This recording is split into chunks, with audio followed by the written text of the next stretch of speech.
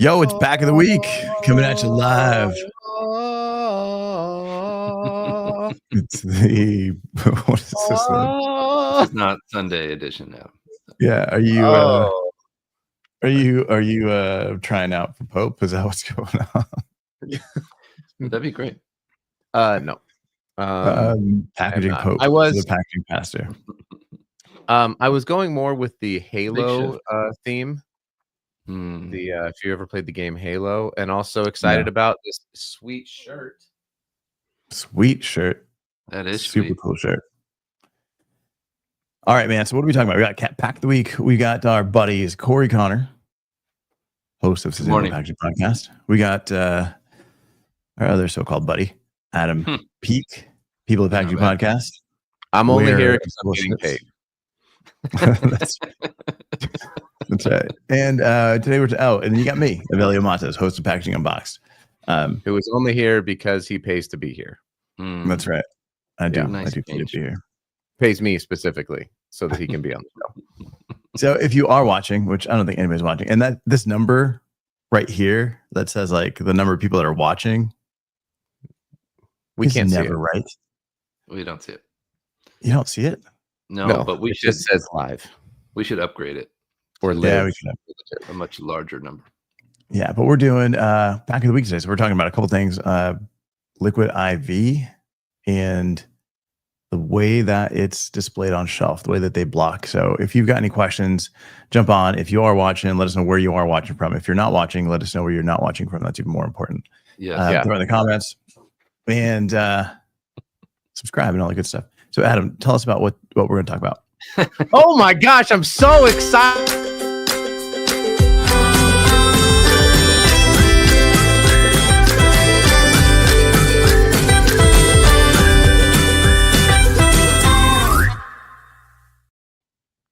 Perfect.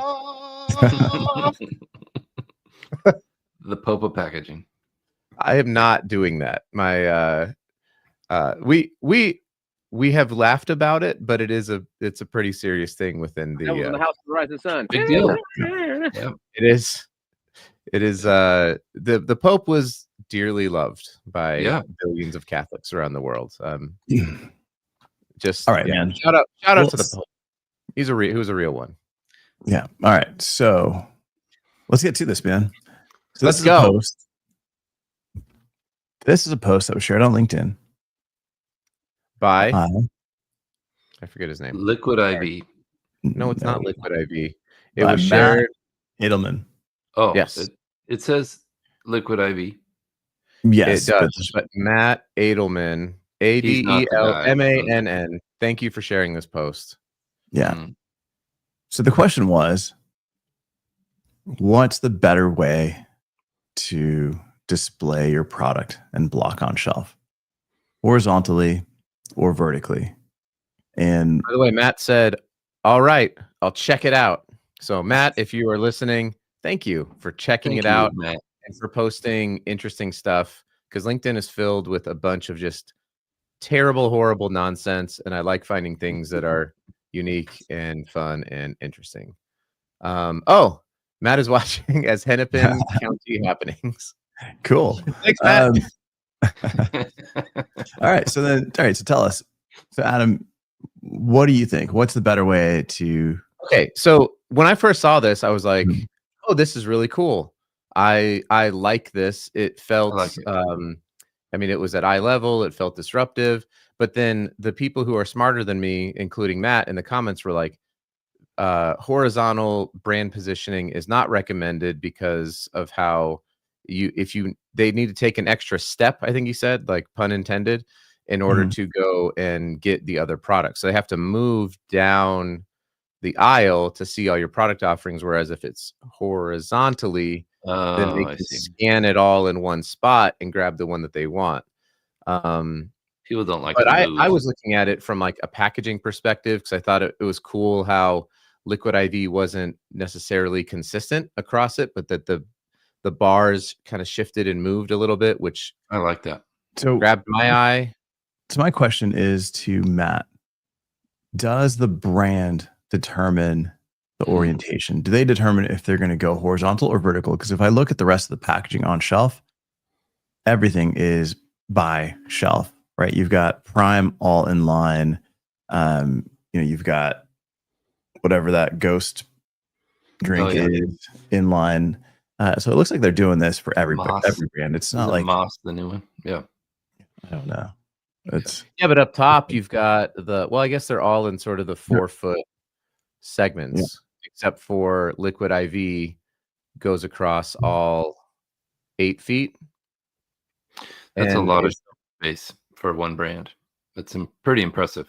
Yeah, it's huge. It's got to be earned, right? It has to be earned shelf space, I would imagine, or paid. I guess that's also earning it. But yeah, I know that the brand is like, hey, we want to go horizontal or vertical. It's kind of the way that the stores are laid out. So if you were to see Liquid IV at Walgreens, they'll probably have like 4 flavors, and they're just in whatever space they can fit them in. Smaller spot, right? Yeah, I mean, it's definitely going to be retailer by retailer.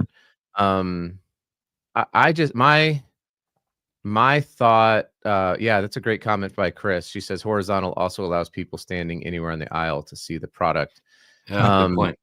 Yeah, I don't know. I mean, this is outside of, I think, any of our expertise, which is like, let me give you my expert opinion. We'll give you our opinions. But what's the thing? Opinions are like butts. Everyone has one, and they all stink. Okay, so what did Hennepin County Happening say here? They have a say in it, but it's usually up to the category. Catman's. That is a great superhero name for a category manager. Catman. The category manager that builds the POG. So what is a POG? Like the game? Yes. It's a little circle piece of paper that planogram or OGs. But yeah, I mean, like when I was at so I did have a stint as the overnight assistant manager at Walgreens, and I had to reset categories. So overnight I would take down all the products, and then I would put new products in, and I was given a planogram basically to reset the shelves. And that was happening pretty regularly. I think that retailers are doing this way more often than we think. And so if the brand doesn't really have much of a say in it, I guess I don't even know what a brand would prefer. I think because we spend so much time as packaging people, not as Catmans, but as Pac-Mans. Heyo. I spend so much time thinking about how do you get noticed on shelf? And to me, Liquid IV stands out on shelf as a brand. It's like, wow, this brand is bigger than the other brands. Maybe subconsciously, I trust them a bit more. But when you were doing this, did they say this is the order that these need to go in? Yes. Or did you just grab the next one and the next one and the next one? Oh no, I had to put it in the exact spot. Like, this is where this SKU goes. Okay. And there would be negative consequences if you did not set it up the way that Walgreens corporate would have you set it up. Yeah. So that person is the category manager for that. That's dictating to all Walgreens, here's how you're organizing this product. This is what they paid for, or this is how well we're selling. But again, it goes back to the store. I know I spent a couple of years doing product packaging design, which then included planogram layouts for hardware and weaponry back in the day. But when we kind of went through some of this stuff, let's take a look at what John Gregory's got. Back in the day, when I had 4 foot section in every Walmart, it was the goal to capture as much of the 4 foot section of that brand as you could. I think that it's still the norm, though I'm guessing there's some science to owning a full run of a shelf or two versus certain sections of the fixture. And I think it's like, again, every retailer is going to be a little bit different. When you go to Walmart, they're gonna have, whether it's vertical or horizontal, and it's going to be for everything. It's not just like for this one section. The benefit of going horizontal is when you're walking down the aisle or when you're walking, perpendicular to the aisle, you're looking down the aisle, you can see the section. Oh yeah. And if you're identifying the brand by color, it makes it a little bit easier and a little bit faster to get there. Also, when you're also walking down, you're looking at everything. You're not looking at it at a 90 degrees. Like you're not standing in front of right. You're not sidestepping. Yeah. So you're looking at an angle. So that does capture. But if it's all vertical, it's like a vending machine, right? Like the issue there is that you're going to have products at eye level, above eye level, and then down below like waist, knee level. If you've got this much product on shelf, the products below eye level are going to sell less. So this is more of this is owning like the prime real estate, like that whole horizontal section of eye level. So this is going to be selling more than that Ghost product, which only has, like a 1 shelf 4-foot section versus this one having 2 shelves of 8 feet. So whatever, if these guys stop selling, they'll move whatever's selling into that spot. So that's the thing is I don't think you're getting, you're not going to get that vending machine look because that's not necessarily beneficial. That's a constant battle, right? In the retail space for every lineal inch, You got to sell. Okay, let me ask this question then. From a packaging perspective, we got a lot happening here. So we have liquid in plastic bottles, we have powders and stick packs in folding cartons, and we have concentrates in bottles inside of folding cartons, and then we have stick packs inside of flexible stand-up pouches. It seems like, or maybe that's bulk powder. In a stand-up pouch and shrink wrapped bottles down there, and some shrink wrapped bottles. So we got a lot happening here from a packaging perspective. Let's talk about this set from that perspective. What do you think? I guess I'll ask this. I see the paper-based outer packaging has been given the eye level brand positioning. Does that have anything to do with the sustainability of the perceived sustainability of paper versus bottles and bags, or just the brand of Liquid IV killing it everywhere? And it seems to be the most popular. Yeah, nobody cares about sustainability when it comes to this, right? When you're not putting the most sustainable packaging, giving it the most space because it's the most sustainable. It's because but if you're Liquid IV, then why put it in a folding carton instead of a stand-up pouch? You can fit more on a shelf. You can fit more in a stand-up pouch than you can in a folding carton box. Because this is what's selling, right? Yeah. If I can get the stick packs and throw them in my maybe it's perceived value, right? And this is the way that people are using the product. Like that's what's right. Like that's what's selling. Liquid IV started with just individual, like single serve. I'm not saying the stick packs are bad. I'm saying putting stick packs in a folding carton versus stick packs in a stand-up pouch. If it doesn't matter, then why not put it in the stand-up pouch? I mean, that's weird. Why would you put stick packs in a stand-up pouch versus just doing bulk? I've seen it. Adam's right. You can fit more in a box. That's weird. In the corrugated shipper. Yeah, that's weird. It's just more plastic. That's weird. Yeah, but I guess if it's not being driven by because the folding carton is going to cost more, it's going to have it's going to be slower to fill because it has to be, it has to be built and erected in line. I think excuse me, I think it presents better on shelf. I think that you can face the shelves better as a box than it does the stand-up pouch. But agreed. Because Liquid IV also at the top shelf. Yeah.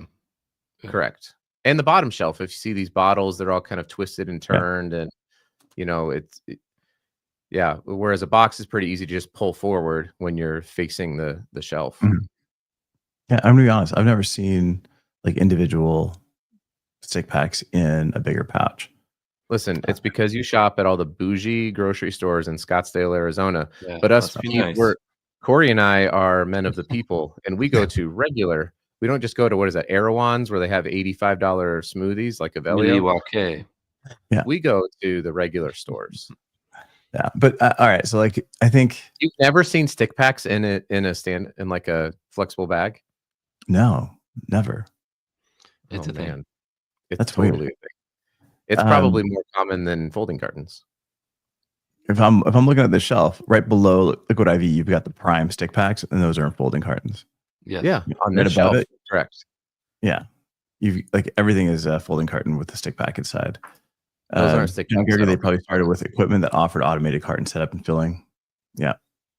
Yep. Absolutely. For sure. And again, if this is the way they started and this is what was selling, to change form factors is going to impact sales, right? People are going to get confused. There's really no benefit to it other than the loss of sales through that consumer confusion. They wouldn't want to change. What did Tropicana lose? $19 million in sales? Just not worth it. Right. Yeah, not worth Liquid it. IV's certainly gone through brand iterations, but the form factor change that's a pretty big leap. I do think that they sell in bulk online. I think that they sell their stick packs in bigger stand-up pouches, and I think even in club stores they do. Just because it's just lighter and easier to ship. You can just fit more.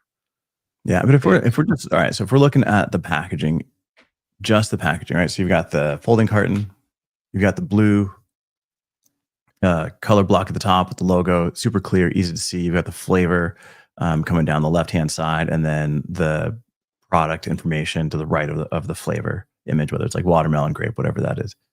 Like it's super clear, super easy to see. It looks like a serious product in terms of you've got benefits first. And if you've seen this packaging, it's like benefits first. It's not about bright, crazy colors like Prime is. That stuff below, like to the left of Prime and above that Ghost thing. That's Pedialyte. Yeah, I'm like, it looks like Enfamil or something like weird. Like, yeah, but that's also selling. They've had a complete resurgence. They moved out really of the baby and toddler aisle, and it's like, oh, this was good for babies. It's safe for babies. I can, and now it's good for me too, right? Yeah, they're doing really well. It doesn't feel the same as Liquid IV. It doesn't feel as current and as beneficial. Yeah, but they can't. I don't think that them trying to like not saying that Pedialyte would Ghost. Yeah, not saying that Pedialyte to do that. I'm just looking, let's kind of comparing the rest of the products to this and maybe why this one's working, right? Like you've got Prime, perfect for if you're 12 years old, right? And you're the one buying it because you want that cred. That Ghost. It's prime real estate for the 12-year-olds. But then you got that Ghost thing, that yellow, and I think it's Ghost. I don't know what it is. I think that's right. Yeah, that stuff. Yeah, if you're in high school, college, and you're young and you don't care, perfect. Pedialyte. If you're a mom, if you're an older athlete and you want something, that's something right. you're probably going to trust. The stuff down on the bottom left, that white, looks like what is it? Stuff they make out of people. Yeah.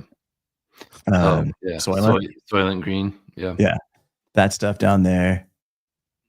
I don't know. There's like some bulk packs. There's like some bulk packs, liquid fill. Yeah, but when you look at and then you look at the top, like that looks like Twiga. I don't know what that is. It looks like potato chips. Like really, Liquid IV is the only one that is benefits first, really simple, really easy, and it's and those guys are crushing it in marketing and obviously in the design here. Yes. Yeah. What was Reed saying? We got Reed Spindleman. In theory, greenwashing would not be a thing if sustainable did not matter. People who make less money will care more about price. Where do you think the relationship changes? Could be something that EPR reveals. Yeah. Yes. Yeah, that's a good question. Like, where's the threshold where the amount of money you make determines how much you care about sustainability? But there's also the say do gap, which people in a if they're asked in a survey, would you pay more for sustainable packaging, they'll say yes, but when they go to the store, they actually don't. People have best of intentions, but they don't always make that decision when nobody's looking. There's a great book that I definitely recommend for anybody who's in sales or marketing to read. And it doesn't sound like a sales and marketing book, but it's awesome. It's called The Righteous Mind: Why Good People Divide Over Religion and Politics. But it's written by this author named Jonathan Haidt. And he has a quote in the book that I think about all the time, which is that people buy emotionally and then they justify intellectually. And Right. so there is an intellectual component, which is the ingredients, the sustainability. There are things that will drive on the margins, but at the very beginning of it is, do they have an emotional connection to the brand? Have they tried it? Did they like it? Did they feel better? Do they like Jake Paul or whatever? Or do they hate Jake Paul? Like, people will they will connect emotionally to a brand. The colors matter with that. The eye level, all that stuff is important. And then there are justifications. So I do think that there is something to the paper when it's like, oh, and it's in paper packaging, I can recycle this. Cool. That might be the last 2% instead of like, I don't really like this plastic. I'm going to try the other one, right? I'm going to be honest. I don't think anybody is.